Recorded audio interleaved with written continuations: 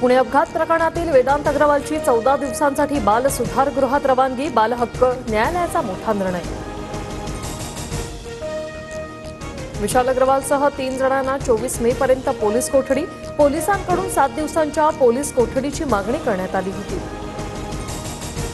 पुणे अपघात प्रकरणात पहिल्या एफआयआरमध्ये कलम 304 न लावता फक्त 304 अ कलम लावलं. यासाठी कुठला आर्थिक व्यवहार झाला का?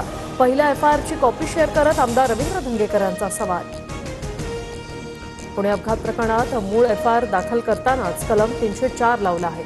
खोटं नरेटिव्ह सेट करण्यासाठी तुम्ही काहीही करू शकता. मुरलीधर मोहोळ यांचं रवींद्र धंगेकरांना प्रत्युत्तर.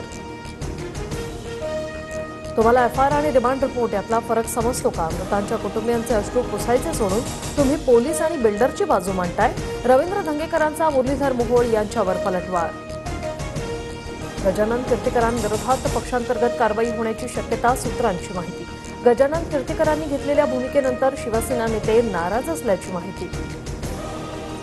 शिवसेनेची उमेदवारी मिळाल्यानंतर ऐनवेळी अर्ज मागे घेऊन अमोल कीर्तीकरला बिनविरोध खासदार करण्याचा गजानन कीर्तीकरांचा कट होता. भाजप आमदार प्रवीण दरेकरांचा गंभीर आरोप.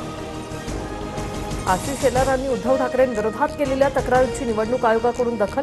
केंद्रीय निवडणूक आयोगाला तक्रारीचा अहवाल पाठवणार. उद्धव ठाकरेंनी आचारसंहितेचं उल्लंघन केल्याचा भाजपचा आरोप. महाराष्ट्रात कमी मतदान व्हावं म्हणून निवडणूक आयोगाचे प्रयत्न.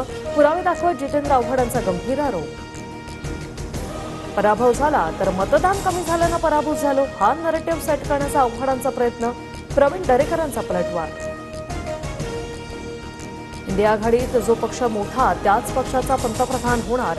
जास्त जागा निवडून येणाऱ्या पक्षाकडून पंतप्रधान पदासाठी नाव सुचवलं जाईल.